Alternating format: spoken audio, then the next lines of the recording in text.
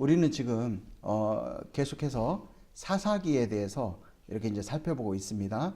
그래서 끊임없이 이스라엘 백성들은 하나님을 떠나고 그 바알과 아세라상을 섬기죠. 이제 주목해야 될 점은 그들이 무엇 때문에 바알과 아세라를 섬기느냐 이 부분이죠. 그거는 곧 뭐냐면 그들이 경작하는 농작물에 대한 더 많은 수확, 이것들을 이렇게 얻기 위해서 바알과 아세라를 섬기면 그것들이 얻어진다 생각해서 그들이 하나님을 떠나서 또 하나님께서 하지 말라고 하는 그 내용들을 그렇게 하고 많은 그런 모습들을 계속 지금 보여주고 있습니다.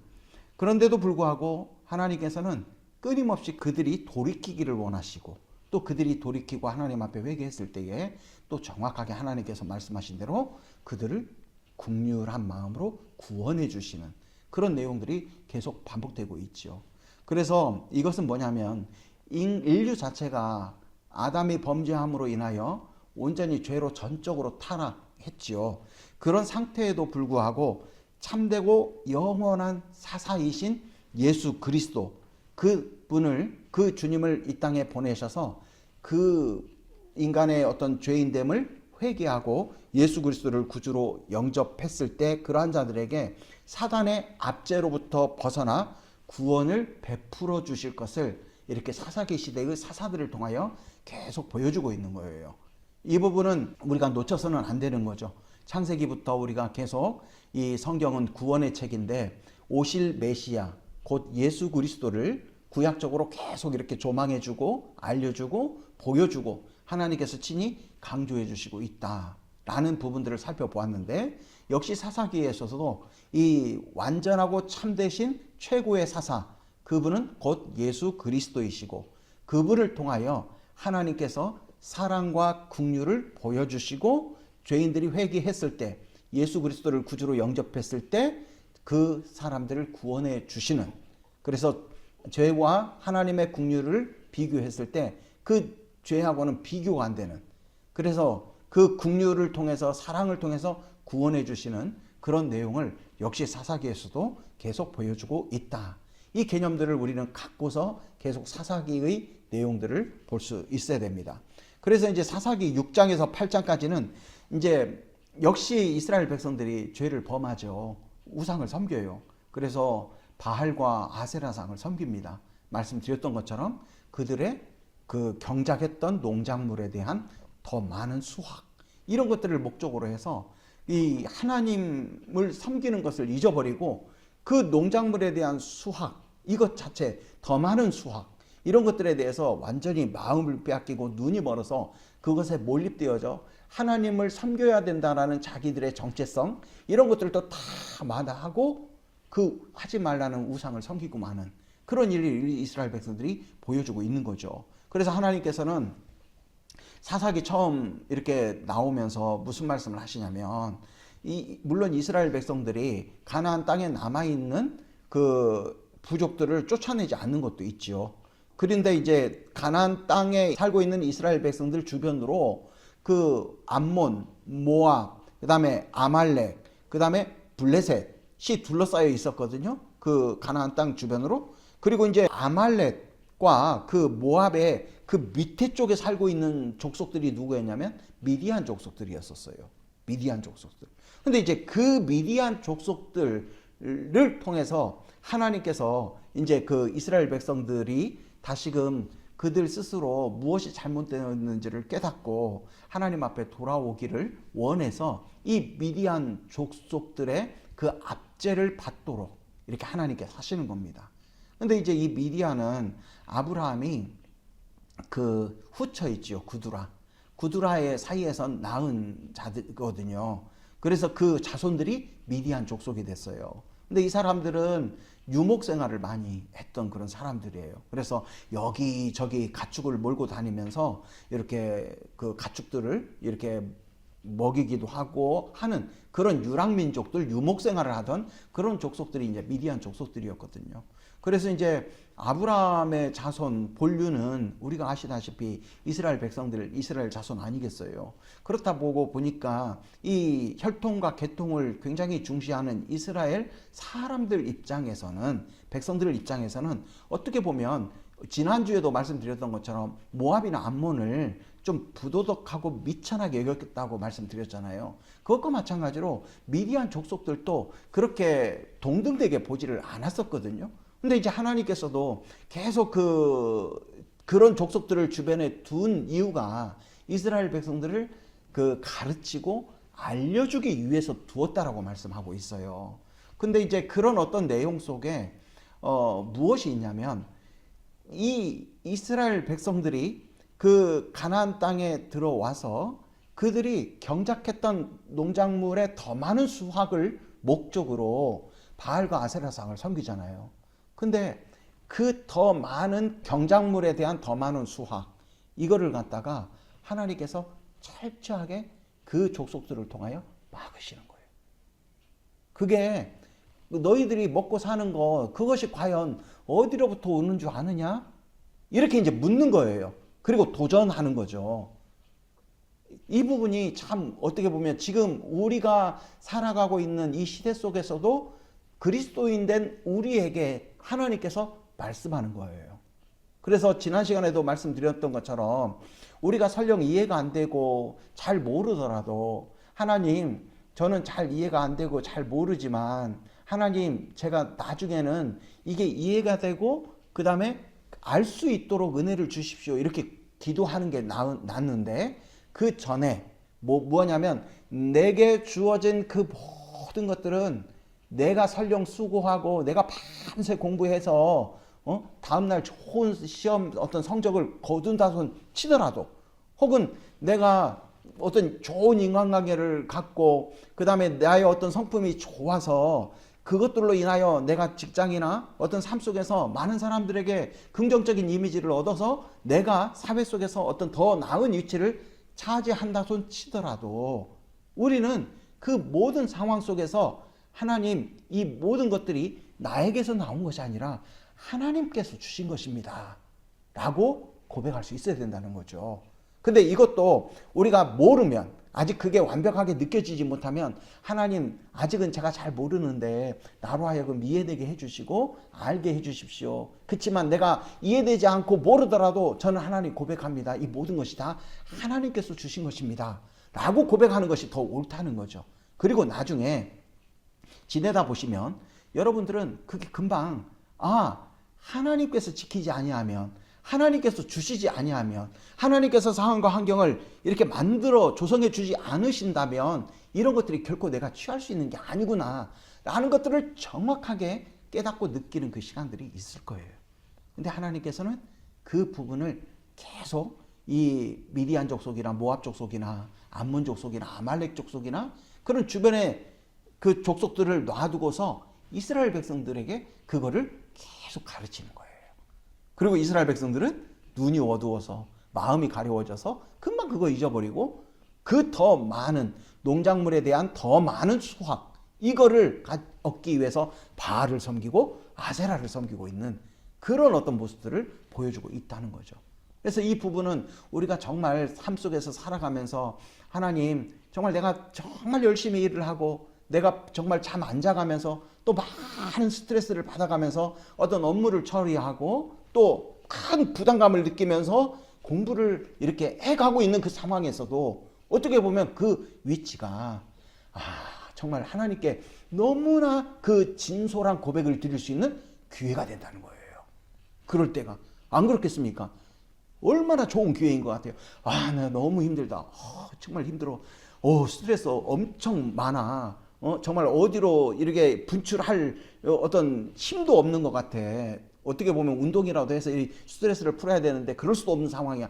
그렇게 일을 하고 그렇게 공부를 하더라도 그 속에서 우리가 우러나올 수 있는 것은 하나님, 그럼에도 불구하고 이 모든 것들은 하나님께서 주신 것이고 하나님께로부터 얻은 것이고, 내가 이렇게 일하는 데 쉽고 내가 수고하는 데 쉽지만 이거는 나의 수고와 내가 일해서 얻어진 것이 결코 아닙니다라고 고백하는 그 고백이 하나님께서 정말 기뻐 받으시는 고백이라는 것들을 이 사사기를 통해서 계속 반복해서 보여주는 거예요. 그렇기 때문에 우리는 절대 기회를 놓치지 마십시다. 여러분들 공부하다가 힘드시나요? 아니면 직장생활 속에서 많은 스트레스로 힘드시나요? 그럴 때 우리가 주님을 부르는 거예요. 그리고 그럴 때 주님 앞에 정말 주님, 내가 이렇게 이런 상황이지만 정말 이 모든 것들은 다 주님께서 나에게 주시는 것입니다. 그리고 그걸로 인하여 내가 살아가고 있습니다. 이렇게 고백하면 하나님이 얼마나 그 영혼을 기뻐하시겠어요. 꼭 그 부분은 우리에게 있어서 너무나도 중요한 내용이 된다, 이렇게 생각하시면 되겠습니다. 그래서 아무튼 이 기드원에 관한 내용이 6장에서부터 8장까지 나오는데, 기드원이 처음에는 하나님으로부터 소명도 받고 또 전 미디안과의 싸움에서 승리도 하고 그 다음에 말년에 어떤 실수도 하고 그 다음에 죽음까지도 이르게 되거든요. 그리고 또 그 9장에는 그 기드원의 그 아들 아비멜렉, 이 아비멜렉이 형제 기드원의 자식들, 아들들 다 죽여요. 그래가지고 자기가 왕이 돼. 그런 일들이 이제 이렇게 일어나요. 근데 이 스토리에서 가장 중요한 포인트는 뭐냐? 사사기에서도 마찬가지인데 중요한 포인트는 이 백성들이 와서 이 기드원한테 미디안을 이기니까 정말 당신이 우리의 왕이 되고 당신의 아들이 우리의 왕이 계속 되었으면 좋겠습니다, 이렇게 이야기를 했었을 때 이 기드원이 뭐라고 하냐면, 그 왕이 될 사람은, 너희를 다스릴 자는 나도 아니고 내 아들들도 아니고 바로 여호와 하나님이시다라고 고백을 해요. 아무튼 그 고백이 그가 했던 고백이든 어찌 되었든 이스라엘 백성들을 통치하시는 분은 인간이 아니라 바로 여호와 하나님밖에 없다라는 것을 이 사사기에서는 강하게 딱 박아두는 거예요. 그리고 나중에 이스라엘에게는 왕이 없어서 이스라엘 백성들이 이러저러 했다, 이렇게 나오는 이 사사기의 내용들은 이 이스라엘의 왕 되신 하나님을 이스라엘 백성들이 섬기지 않았다라는 것들을 또한 보여주고 있는 내용으로 이해할 수 있습니다. 그렇게 이제 시간이 6장부터 9장까지의 내용이 그런 내용인데, 가나안 왕 야빈이 지난번에 20년 동안 심한 학대를 했어요. 그래가지고 랍비돗의 아내, 그 다음에 여선지, 그 다음에 여성 드보라, 이 드보라를 하나님께서 사사로 세우잖아요. 그리고 드보라가 저기 멀리 있는 바락을 불러서 그 바락과 함께 이제 가나안 왕 야빈을 이렇게 이제 무찌르는 그런 상황이 있었고, 그리고 그 가나안 왕 야빈의 군대 장관 시스라를 저기 겐족속 그 헤벨의 아내 그 야엘이 이렇게 죽이잖아요. 그래서 이제 그런 상황이 마무리가 되면서 이스라엘에게 하나님께서 또 평온의 시간 40년을 주시거든요. 40년을. 그래서 이제 여기에서 또 강조되는 건 뭐냐면, 너희들의 모든 평온함과 안정감, 그 다음에 상황, 이런 것들은 다른 어떤 것으로부터 오는 것이 아니라 바로 하나님께로 오는 것이다 라는 것들을 계속적으로 가르쳐 주시고 알려주시고 보여주신 것이죠.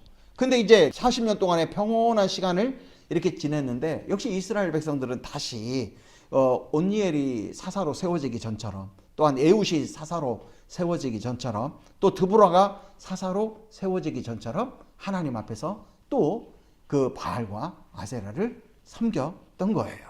그래서 여기 기드원의 이야기가 시작이 되면서 어떤 내용이 나오냐면, 이스라엘 백성이 하나님 앞에서 악을 행했다라고 나오는데, 그 악에 그냥 악을 행했다 나오는데, 그 악이 이 히브리 원문 성경에는 그 악을 행했다 해서 다시금 이 우상 숭배에 대한 범죄가, 그 죄악이 이렇게 다시 나타나게 되었다, 이렇게 이제 보면 됩니다.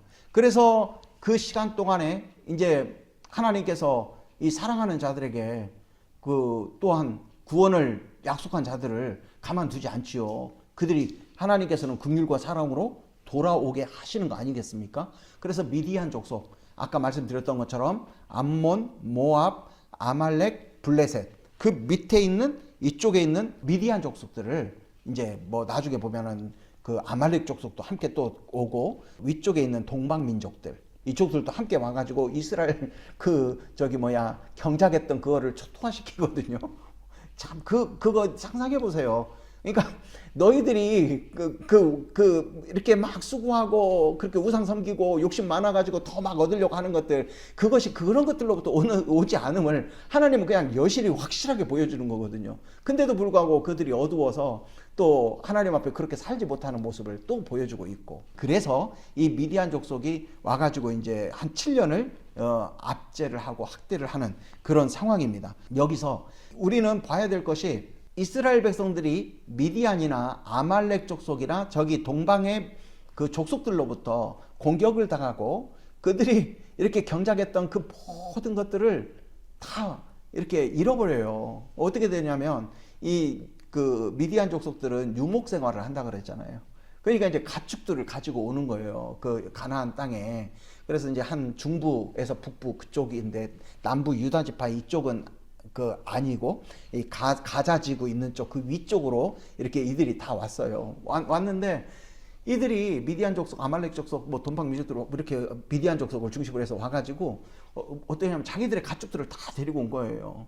그리고 이스라엘 백성들이 다 심어 놨어. 그래갖고 어느 정도 올라왔어. 이제 곡식들이. 그러니까 그거를 가축들한테 다 먹으라고 이렇게 하는 거예요. 그리고 나서 이스라엘 백성들은 어떻게 하냐면 산으로 도망갔어요. 그리고 거기에 굴을 팠어. 그리고 거기에 식량을 저장해 놓고 거기서 사는 거야. 뭐 이따금씩 한 번씩 이렇게 보겠죠. 상황이 어떤가.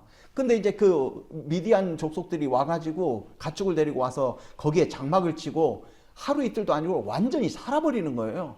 계속 살아버리고 그 가축들이 그거를 다 먹어버리는 거야. 그러니까 거기 성경에 보면 그때가 마치 메뚜기 때와 같았더라. 그러니까 우리가 그 다큐멘터리를 통해 보면 메뚜기 떼가, 어마어마한 메뚜기 떼가 한 곳에 딱 오면 다 먹어버리잖아요. 그것처럼 보였다라는 거예요.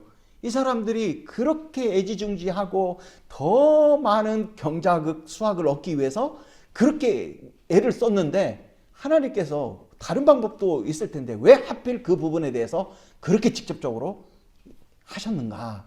그것도 다른 미디안 족속들을 통해서 하셨는가? 그거는 좀 많이 살펴봐야 될 거예요. 그리고 제가 앞서 설교 이렇게 하면서 초반부에 말씀드렸던 그 강조점과 굉장히 연관이 되어 있어요. 그래서 우리는 하나님을 믿고 하나님을 경외하는 자로서 차라리 그냥 그런 것들에 대해서 관심 두지 말고, 나에게 주어진 이 모든 것들은 다 하나님께서 주신 것입니다 라고 딱 믿고, 그 다음에 그 외에 다른 생각들이 오거나 아니면은 그 떠오를 때, 혹은 그런 상황이 펼쳐질 때 아니다라고 거부해버리는 것이 훨씬 더 지혜로운 모습이고 바로 된 모습이 아닌가, 이런 생각이 들어요. 아무튼 그렇게 해서 미디안 족속들이 이 이스라엘 골짜기로 와가지고 다 거기에 이제 진을 치고, 그 다음에 심지어는 그들이 너무 다 먹고 땅이 황폐하게 될 정도로, 그러니까 가축들이 다 있어서 이제는 더 이상 저기다가 뭔가를 심어도 이렇게 나지 않을 그런 어떤 상황으로 이렇게 보여지고 인지되어졌던 거 아니에요. 얼마나 허탈하겠어요. 근데 그 족속이 누구냐? 바로 자기들보다도 열등하다고 생각했던 미디안 족속들이야.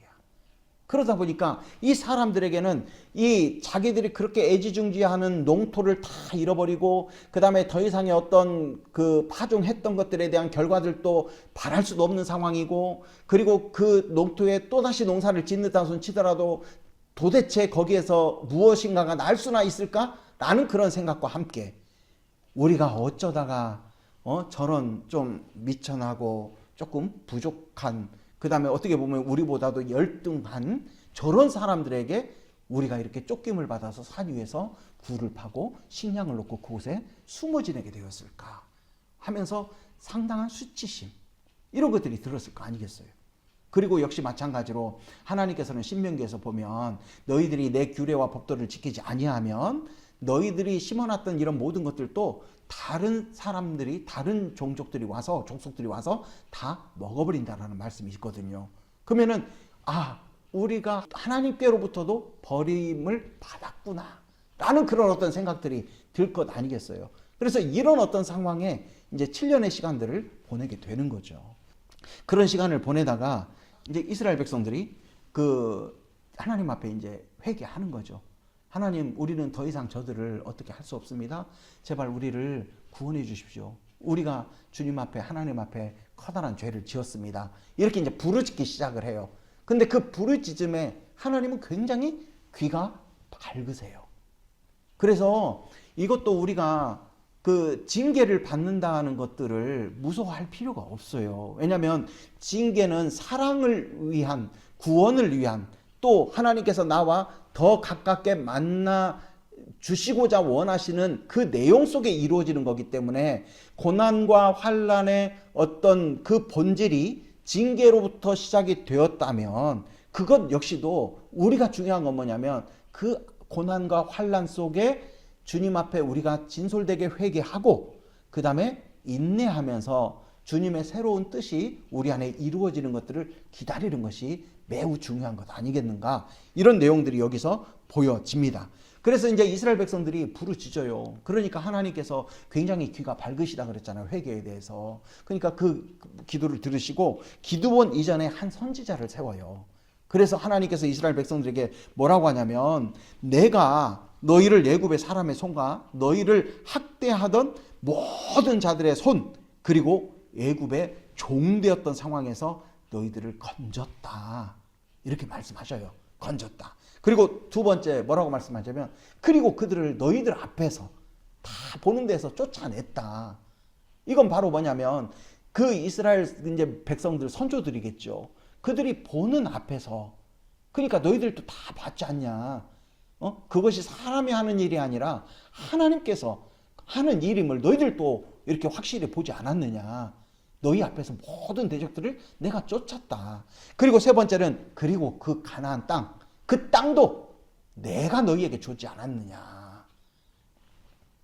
소유가 이스라엘 백성들이 아니라는 거죠. 하나님께서 그렇게 다 주셨다라는 거죠.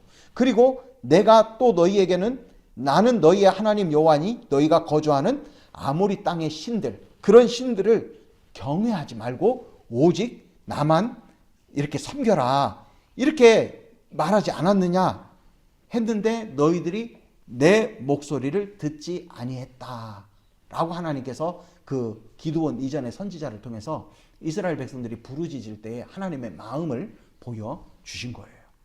그래서 우리가 그 이제 믿음 생활을 하고 하나님을 경외하는 삶을 살 때 하나님께서 나에게 그 지금 원하시는 것이 무엇인지, 그 다음에 늘 아침마다 하나님께서 나에게 어떤 특별한 마음을 주시는 것, 또한 말씀을 들을 때나 혹은 말씀을 읽을 때나 나에게 하나님께서 어떤 마음을 갖게 하시는 것, 이런 것들 자체가 있다는 것 자체가 내가 살아있고 하나님께서 나에게 은혜를 부어주시는 그런 내용임을 우리는 또 알 수 있어야 되는 거죠. 그리고 그 이후에 이제 하나님께서 기드온을 이제 세워 가시는데, 여기에서 이제 기드온을 세우시는 과정도 몇 가지 사건이 있는데, 첫 번째는 기드온에게 나타나시고 그 다음에 기드온에게 어떤 일을 시켜요. 그 다음에 미디안 족속을 대항할 군사를 뽑게 하고 그 다음에 전쟁을 하고, 그 내용으로 있는데, 하나님께서 아무튼 기드온 이전에 한 선지자를 이렇게 세워서 이스라엘 백성들에게 하나님의 마음을 이렇게 전달하도록 해주셨습니다. 그리고 나서 기드온에게 이제 나타나요. 여호와의 사자가 이렇게 나오는데, 이제 여기에서 여호와의 사자는 예수님이야. 그리고 나중에 여호와의 사자로 나왔다, 나중에 여호와로 나왔다, 이렇게 나오거든요. 근데 여호와의 사자, 이거는 예수님. 그래서 그 예수님, 성자 예수님인데, 그때 기드온의 아버지는 요하스였고, 그 사람은 오브라라는 지역에 살고 있었어요. 오브라라는 지역에 살고 있었는데, 그 오브라라는 지역에서는 저기 기드온이 여호와 샬롬이라는 단을 쌓기도 하고, 그 다음에 그곳에서 죽어 장사 지낸 곳이기도 하고, 그 다음에 기드온의 그 아들 아비멜렉이 70명의 형제들을 다 죽였던 곳이기도 해요, 오브라가.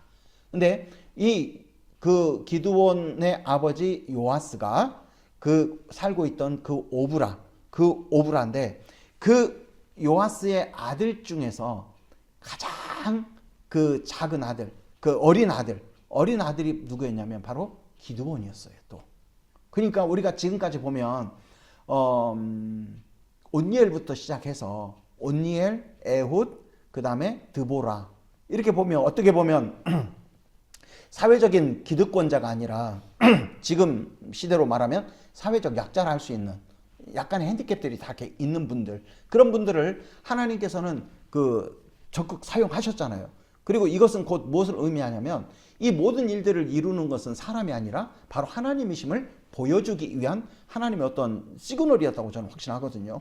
그래서 아무튼 기드온도 뭐라고 하냐면 요아스의 가장 어린 아들 그 기드온에게 하나님 여호와께서 성자 예수님께서 찾아오신 거죠. 오셨는데 그때 당시에 어떻게 했냐면 이 미디안 사람들이 와가지고 다 점령하고 장막도 치고 진을 치고 있었기 때문에, 그리고 그 곡식이나 가축이나 그 다음에 이런 것들이 있으면 다 빼앗아 갔어요. 그러다 보니까 이 사람들이 어떻게 해서든지 먹고 살려면 그 식량을 그들에게 안 뺏길 수 있도록 감추는 방법밖에 없었어요. 그러다 보니까 이제 기드온 역시도 그 당시에 그 밀을 타작하고 있었는데 그 타작했던 곳이 어떤 곳이었냐면 포도주 틀이야. 근데 포도주 틀은 어떤 틀이냐면 이 맨 바닥이 마당 같은 데가 바닥이 있으면 그 마당 밑으로 이렇게 그 틀 뭐 T자 형태로 그 파요 바닥을. 그래가지고 그 바닥을 파고 포도를 넣어서 뭐 땅으로 안 스며들고 그 다음에 흙이 안 들어가게 안에 처리는 했겠죠. 그래서 거기를 막 이렇게 그 포도를 놓고 이렇게 짓밟으면 그 집이 밑으로 내려가서 고일 수 있도록 하는 그런 형태야. 근데 이제 그 중요한 건 뭐냐면 이 포도주 틀은 마당이 있고 그 마당 바닥으로 팠기 때문에 멀리서 보면 사람이 안 보이는 거잖아요. 그렇잖아요. 그러니까 이제 그 속에 들어가서 밀을 타작을 했던 거예요. 왜 그러느냐? 미디안 사람들한테 그 타작하고 있는 것이 발각되어서 타작하고 있는 그 밀을 빼앗기지 않게 하기 위해서. 이제 이런 어떤 상황들이 그 이스라엘 사람들이 범죄함으로 인하여 하나님께서 미디안 족속을 통해 징계하고 있고 7년간의 징계 속에서 그들이 하나님께 부르짖었을 때에 하나님께서 이제 기드온을 이렇게 세워가시는 그런 과정 속에 그런 일들이 있었다라는 거죠.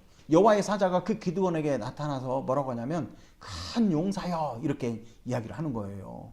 어떻게 보면 지금 현재 그 제가 앞서 말씀드렸던 것처럼 미디안 족속들은 이스라엘 백성에 비해서 그 열등하다 생각을 했다고 했잖아요.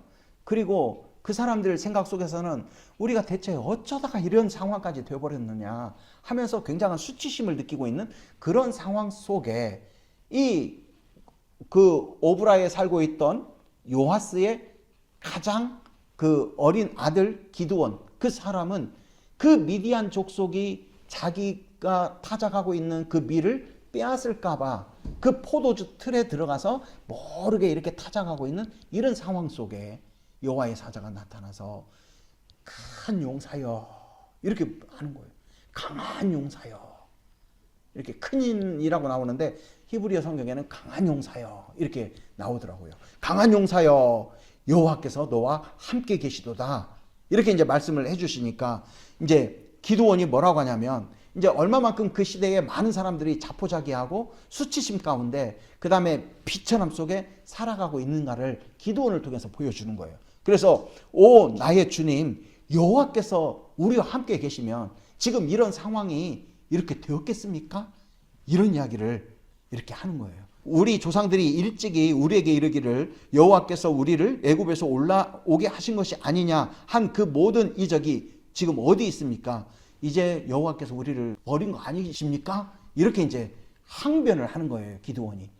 이것은 곧 이제 그 미디안 족속들에게 어느 정도 당한 게 아니라 그들의 압제와 학대 그리고 갖고 있는 그 모든 것들 다 빼앗아 버리고 오히려 그 있는 것마저 조금 먹고 살려고 하는 것들마저 발각돼서 빼앗길까 봐 두려워서 그 포도주 틀에서 이 타작을 하고 있는 그 기드온, 이 기드온에게 큰 용사여 강한 용사여 여호와께서 너와 함께 계시도다 이렇게 하니까 아니 도대체 여호와께서 함께 계신다면 우리처럼 지금 이런 상황이 있겠습니까? 이거는 여호와께서 우리와 함께 하시는 것이 아니라 하나님께서 지금 우리를 버리신 겁니다. 이런 식으로 항변을 하는 거죠. 그래서 이들은 단지 그 우상을 숭배하고 그 다음에 우상 숭배를 통해서 많은 이익을 얻겠다라는 그 시간을 훨씬 지나서 이제는 완전한 수치심, 비천함, 자포자기 그리고 하나님마저도 우리를 포기해버렸다 라고 생각하는 그런 상황에 노출되어 있는 거예요. 그럴 때 이 여호와 하나님께서 뭐라고 하시냐면 내가 너를 보낼 것이니 너는 가서 너의 힘으로 이스라엘을 미디안 손에서 구원하라. 이렇게 이제 말씀을 하시는 거예요. 그러니까 그 기드온이 깜짝 놀라는 거야. 깜짝 놀라서 아니 지금 그게 무슨 소리이십니까? 내가 무엇으로 이스라엘을 구원할 수 있겠습니까? 나의 집은 므낫세 중에서도 가장 작은 자이고 나는 내 아버지 집에서도 가장 작은 자입니다. 하나님께서 사용하시는 자들의 모습이죠. 계속적으로.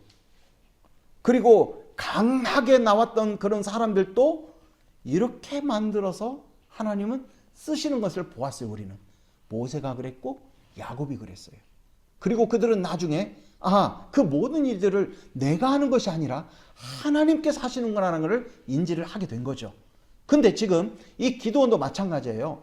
완전한 수치심, 창피함, 그럼에도 불구하고 먹고 살아야 되니까 그 포도즙 틀에 들어가서 모르게 이렇게 들킬까봐 벌벌 떨면서 이렇게 하고 있는 그 상황에 강한 용사여 여호와께서 너와 함께 하시나 너는 가서 이 미디안을 네가 쳐부수고 이스라엘을 구원할 것이다 하니까 말도 안 됩니다. 하나님 계속 그렇게 이야기를 하는 거죠. 그럼 무슨 소리입니까? 하나님도 우리 버렸습니다.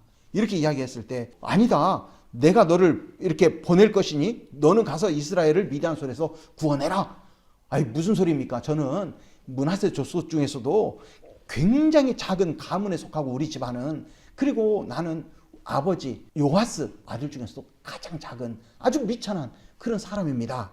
그렇게 했더니 여호와께서 내가 반드시 너와 함께 하리니 네가 미디안 사람 치기를 한 사람 치듯 할 것이라 이렇게 이야기를 합니다.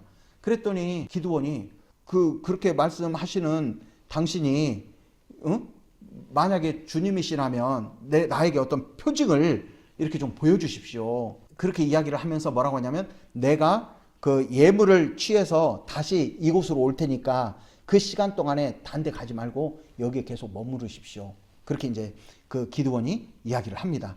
그리고 나서 기드온이 가가지고 염소 새끼 하나, 그 다음에 한 10kg 정도 되는 가루로 무교병을 만들고 그 다음에 고기를 소쿠리에 담고 국을 양푼에 담아서 상수리 나무 아래에 있었던 여호와의 사자에게로 다시 돌아와요. 그랬더니 여호와의 사자가 거기에 있었어요. 그랬더니 그 여호와의 사자 성자 예수님 그분께서 뭐라고 말씀하시냐면 이 바위 위에 고기와 무교병을 놓고 그 위에 국을 부으라 했더니 이제 그렇게 했겠죠. 그랬더니 여호와의 사자의 손에 있는 그 지팡이 끝을 내밀어서 고기와 무교병에 딱 대니까 불이 바위에서 나와서 고기와 무교병을 불사르고 그럼으로 인하여 이제 이 기드온이 큰일 났어. 지금까지 봤던 사람이 그냥 사람이 아니라 주님이시네?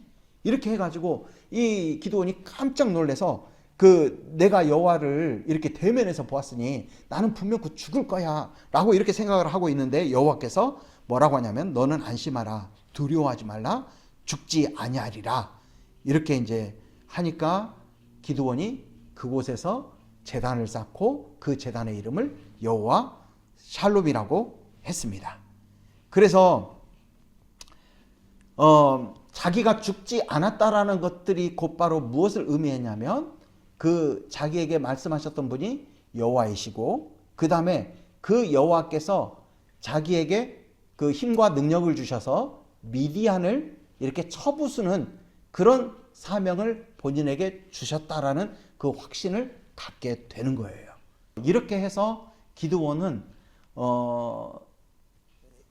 하나님께서 그에게 맡겨주신 그 일들에 대해서 하나하나 이렇게 이제 실천해가는 그런 내용입니다. 그래서 이런 내용을 보면서 지금까지 이제 몇 가지를 제가 좀 생각을 해봤는데 우리에게 주어지는 그 모든 것들 정말 하나님께로부터 꼭 온다는 거 그것들에 대해서 우리가 좀 많이 깊이 생각을 하고 또 그거를 보다 더 진솔되고 나의 지정의가 온전히 그것들을 고백할 수 있는 그런 자리 위치에 머무는 게 참 중요하다. 이스라엘 백성들은 그들에게 주어진 그 모든 것들 거기에 집중되어지고 그것에서 더 많은 걸 얻기 위하여 하나님을 떠나는 거예요. 근데 하나님께서 뭐라고 하냐면 너희들 어떻게 여기 왔는 줄 아냐? 저기 이집트에서 이끌어 나온 것도 나고 그 상황 속에서 모든 대적들을 쫓아낸 것도 나야. 그리고 땅을 준 것도 나잖아. 그리고 너희들 이렇게 살게 해주는 것도 나였는데 어쩜 너희들은 그러느냐? 이렇게 보여지는 거 아니에요. 그래 놓고 그렇게 당해서 아이고 하나님 죄송합니다. 잘못했습니다. 우리가 두 번 다시 안 하겠습니다. 이렇게 해도 그 부족할 판국에 막 살려주시라고 부르짖으면서 그들의 마음속에는 뭐냐면 하나님도 우리를 버렸다. 이러는 거예요.